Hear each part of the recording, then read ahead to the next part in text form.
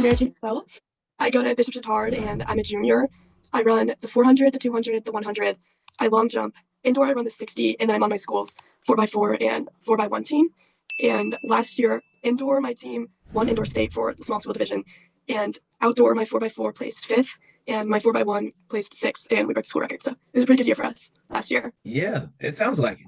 Yeah. I didn't know you all were in a small school division. I didn't know that either. Yeah, Okay. we're in small school. Um, hmm Well, congratulations on that win. yes. Those are some Thank big, you. big accolades. And you have a wide range, right? 4-2-1 long Yeah. jump relay. So that's cool. I So know. maybe how did you get interested in track? Well, my mom coached the track team at my grade school, and I have a sister who's 3 years older than me, and then a brother who's like 6 years older than me. And my brother ran, he wasn't very good, but he kind of just ran to stay in shape for football. But my sister, she runs at the University of Dayton now, and she was pretty good when we were little. And my dad would work late, and so I would kind of just get like dragged to these practices when I was little.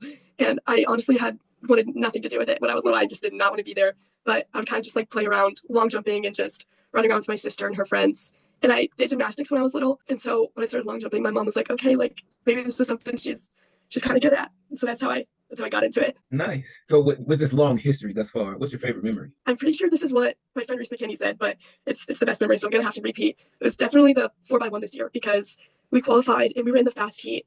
But I think we all kind of had like a fixed mindset. Like we weren't supposed to place. And I mean, we're competing against big schools. We're going against Brownsburg and LC and all these really big schools. I think we were kind of like, okay, like we're here, we're in the fast heat, like we'll take it. And I was last leg, and I remember my teammate Addison coming towards me, and I'm like, oh my gosh, like we're in really good position. Like we're in really good position. And I was just like, okay, like this handoff's gotta be perfect. Like it's gotta be perfect. And I was like, you gotta run for your life.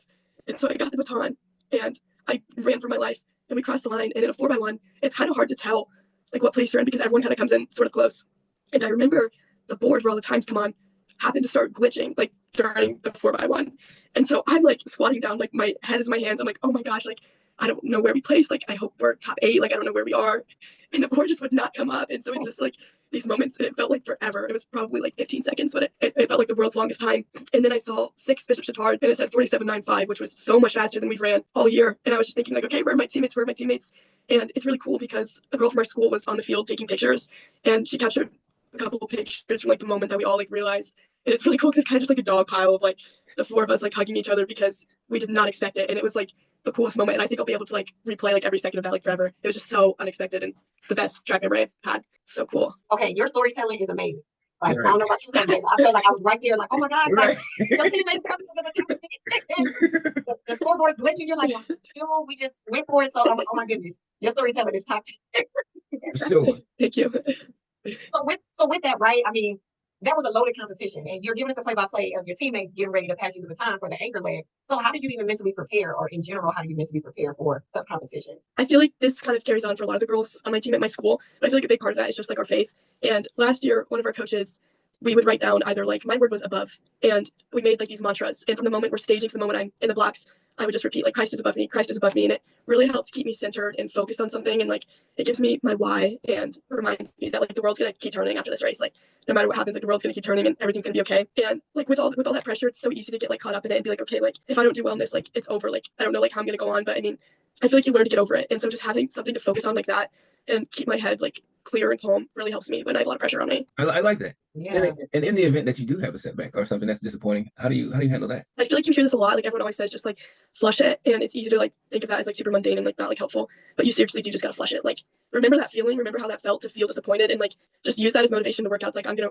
try even harder in practice, and like I'm gonna get even better sleep, and I'm gonna eat even better and hydrate even better, and just really get focused for this next race. And so I can make sure I don't feel like that again. But when you're on the line for that race, like don't be thinking about like that last time when you had that setback. Like be thinking about like when you're gonna cross the line and like how you're gonna overcome that. And so it's just important not to like dwell on the setbacks because they're helpful in like learning and like overcoming adversity. But if you dwell on it, it's feel like it's super easy to get like swallowed by the disappointments, and you don't want to do that. No. Right. Mary, you're right. You really are. I'm just like geez, she's hitting all the high points. All the nuggets. So how do you? I mean, you're already showing us a lot about who you are as an athlete. How do you think being an athlete has shaped who you are, your character? I feel like it's just made me like super disciplined. Like I'm disciplined in school, and I'm super like serious about like getting stuff turned in and making sure my work is like my best effort. And it's kind of taught me like I don't know how to not put 100% into something because track is so like you're always having to put 100% in. And so I feel like it just makes putting 100% into everything the standard. And so I don't know how to do like less than that. And it also just like I know that I'm gonna get out what I put into something. And like that's with my relationships, my friendships, and like school. Like I'm gonna get out of it the work I put into it. And so I just make sure that I'm always putting my best foot forward and putting my best effort into it so I can get the results that I want. I like that. We need to give your mom a hug. Look, shout out to the parentals for sure. Yeah, man. She forced you into that track, and here you are. But I Yes. think it's helped you tremendously, I would say. Me too. Yeah. So, what are your parents' names? Go ahead, share them with us. My mom's name is Kristen, and then my dad's name is Mike. All right. Shout out to Kristen and Mike. Parental. Yes. Done a great job. You all are raising a star for sure. Right. So when we talked a little bit about, what happens when you lose and you've had your successes. How do you define success when it comes to track and field? Because it's like you said, you guys, when you say you were sixth in that race, but you broke the school record. So like, how does that play out in terms of your defining success when it comes to competition? I feel like there's like two different sides you can see because obviously a part of track is really objective, like it's numbers, it's measurable, like there's no she cheated or like I'm better than her, like the clock doesn't lie, like you're either faster than someone or you're not. But I feel like the way you see success is really subjective because for me, I know I'm a good athlete, but I also know that I'm not going to win every single race. And like especially at Eastern this weekend, like in the 60, like I know running against girls like Skylar Cunningham and Claire Warwick, like I know that I'm not going to win that race. But I see success as like I ran my personal best and my block start was good. And, like those are little victories for me. And like attention to detail and little victories like PRing and having a good block start or a good acceleration, I feel like that's sort of what defines success. Like it's not all about the winning or losing factor. Yeah, I saw that race. I was like, oh, wow. Yeah, that was, but right. Yeah, I'm with you on that. That is a great way to take it in terms of defining your success. It's the improvements that you make. And then to be able to step into the ring, so to speak, with that caliber of athletes and be like, I'm here too, and then to go out and perform. Yeah. Great. Yeah, love the objectivity. So I know you talked earlier about like how you're really disciplined and everything that you do. I would say maybe this is a way to speak to the younger Marys out there. And how do you push yourself through those long trainings and those long workouts? So we know there's a level of discipline. Have you always been that way? Again, it's kind of been in you. You've been around it since you a young age, but have you always had that discipline, or what kind of got you to the point where it's just like, this is what I want and this is what I need to do? So even on those days where I'm like, boy, this practice is gonna really give me the business, but on the upside of it, I know I'm going to get better. So how do you get to that point in your? Well, no, I haven't always been like that. When I was little, I'm sure you know Phoenix Boyer, who's on my team too, the hurdler and 400 runner. Well, when Phoenix and I were little, because we went to the same grade school, we'd occasionally hide behind the wall at practice.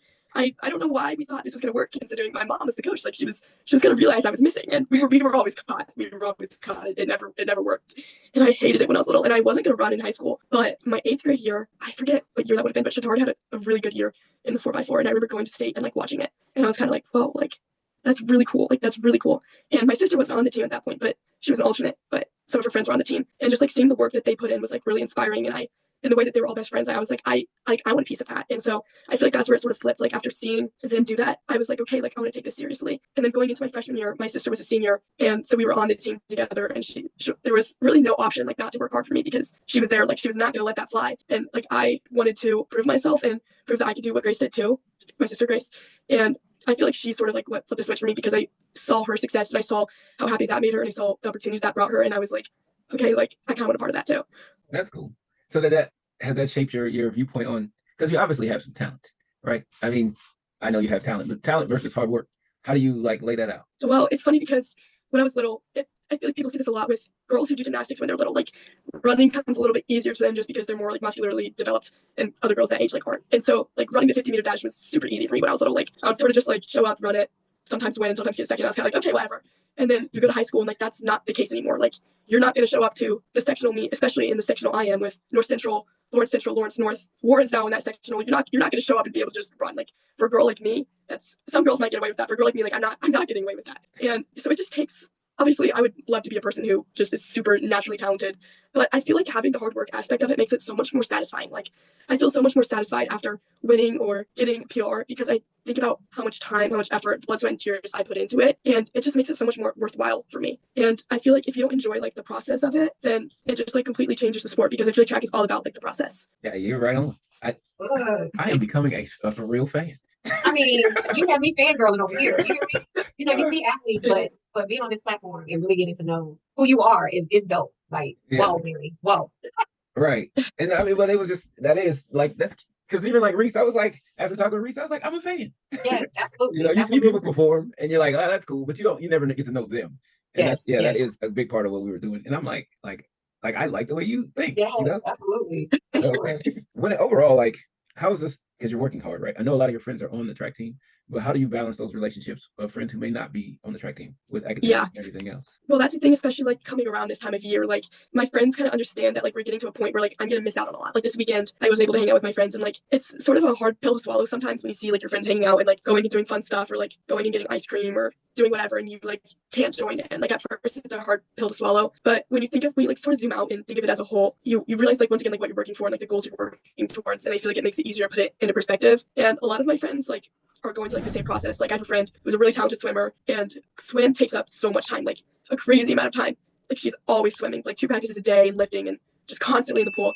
And I have a couple friends who are pretty serious about basketball, and then one who's pretty serious about softball. And so I feel like at least my friend group and it's Reese's friend group too, we sort of just have like an understanding as athletes of each other that like obviously school's coming first, then it's athletics, and like we're all going to be here for each other, but our friendship isn't necessarily going to be based on quality time because I don't always have the time to spend with you. And like I'm here for you, but I'm not always going to be able to be physically present. But I feel like we all have an understanding of that, and I think we do a really good job of like going to each other's games or meets. I remember even in Bloomington last year, Reese and I had like 6 friends drive down to IU for state, which was just really cool. And I feel like when you grow up going to smaller schools, you just create like a really tight knit community of people that you've known for a really long time, like kids I've known since I was 5 and I'm still going to school with. And so it just creates like a really close knit community, and like everyone just has an understanding of each other. What's the best piece of advice one of your coaches has given you? And again, no pressure because Mom Dukes was one of them. You get to go. But what's the best piece of advice you can think of that a coach has given you thus far in your track? This comes from Coach McGinley and also our hurdle coach Becca. They always tell us be confident, be confident, be confident, be confident. If he's ever telling you something before a race, it's probably be confident. And Becca always says, and if you're not confident in it, just fake it. And so like at state, like when you see me, I remember last year when I was walking up the line, in my head I was like, oh my god, like I've never been this nervous in my life. Like I'm shaking on the inside right now, but I'm not going to show it. Like straight face, walk head up, chest up. I was like, I'm faking this confidence, and I mean, I think it works for me. But it's definitely McGinley's just engraving confidence into our brain and just constantly telling us like believe in your training, believe in your recovery, the way you've been taking care of yourself, and like that's going to carry you through your race. And like believing in yourself in your race is going to make such a difference in like your times. Great advice. You say recovery. Now, what do you do? And it's a long season. What do you do to keep yourself healthy, to stay healthy throughout the season? I do a lot of normateching. We have normatechs at our school, and I love those things. They feel so good. But also rolling out after practices, McGinley's really been getting on us this year about stretching because we've been sort of bad about that in the past. But this year we're like, okay, we're going to get a stretching routine. We're going to stretch after practice. In the summer or spring, we're ice bathing after almost every single practice, and like it's our favorite part. We have a lot of fun with it, and it has a lot of benefits. But just stretching and normateching and rolling out. But also, I feel like your sleep and your nutrition is a lot of recovery. Like I'm so big on my sleep. I'm like a grandma. I'm in bed at 8:15, but phone's down at 9. Like I'm asleep by 9:30 every single night. I'm getting 8.5, 9 hours of sleep because I feel like for me that's what helps my recovery. And like coming home and eating a good like dinner and staying hydrated, like that's what's best for me in recovery. I'm a fan. You said all the right things. How do you navigate your personal goals from your team goals? I feel like this is a big thing, especially in relays, because going into like the 4x4, we always have a team goal. Like, okay, we want to run a 3:55.0 or whatever.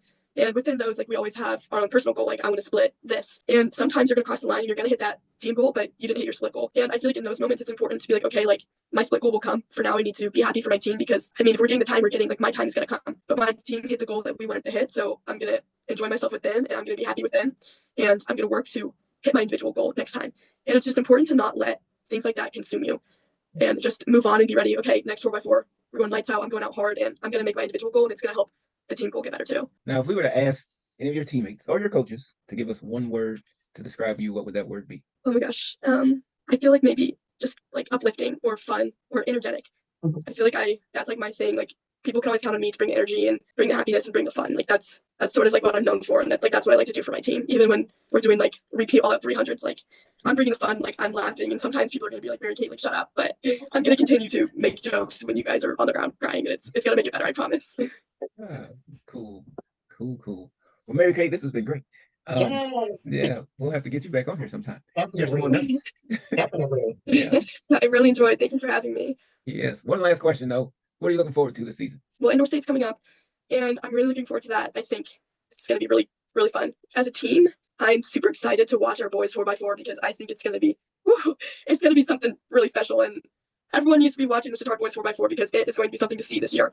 And also to be watching Reese McKinney hurdling because it is also going to be something to see this year. She and Phoenix have already blown out of the waters, and it is February. But I mean, we got some pretty big goals girls-wise for outdoor this year with our 4x4, and we're putting in the work. And I think it's going to be a really successful year for the girls 4x4. And we're excited, we're ready, we're confident, and we're ready to go. All right. Well, Mary, Oh, if you wanted to follow you on any social media platforms, where can we follow you? I think you follow my Instagram, but I accidentally deleted TikTok for the 2 hours it was banned. But I'm also on Twitter, and I'm sure you can go under Shatard and find my account. I forget what my account is named. It might just be Mary Kate _ Feltz. It sounds about right. Yeah.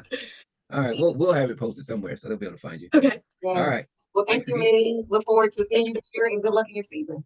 Yeah. Thank you so much. Thanks for having me. Thanks.